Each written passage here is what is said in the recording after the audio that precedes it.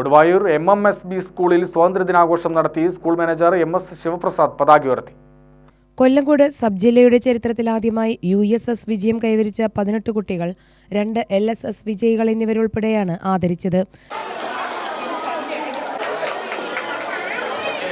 ജലജീവൻ മിഷന്റെ നേതൃത്വത്തിൽ സംഘടിപ്പിച്ച ചിത്രരചനാ മത്സരത്തിൽ LP വിഭാഗം 1ാം സ്ഥാനം കരസ്ഥമാക്കിയ Aaradhya, Malarvadi little scholar sub ജില്ലാതലത്തിൽ 1ാം സ്ഥാനം നേടിയ അമൃത കൃഷ്ണ എന്നിവർക്കും K. ബാബു MLA സമ്മാനങ്ങൾ വിതരണം ചെയ്തു.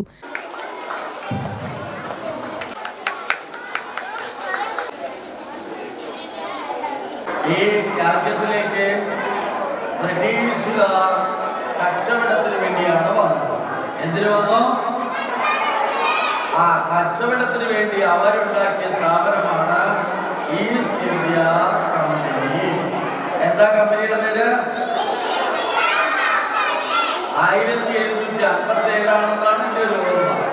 പ്ലാസി യുദ്ധത്തിൽ വെച്ച് അവര് നമ്മളെ തോൽപ്പിക്കുകയും നമുക്ക് വേണ്ടി നമ്മുടെ രാജ്യത്തിന്റെ കച്ചവടത്തിനുള്ള അവകാശങ്ങൾ നേടിയെടുക്കുകയും അവർ ചെയ്യുന്നു. കച്ചവടത്തിന് വന്നത് നമ്മുടെ കുരുമുളകുണ്ട്, നമ്മുടെ ഏലമുണ്ട്, കാപ്പിയുണ്ട്, അതുപോലെ ഒന്നാന്തരം തേക്കും തടികളുണ്ട്. ഇതെല്ലാം ആരും ഇങ്ങനെ കച്ചവടം ചെയ്തും അല്ലാതെയും ഒക്കെ കയറ്റി കൊണ്ടുപോയി.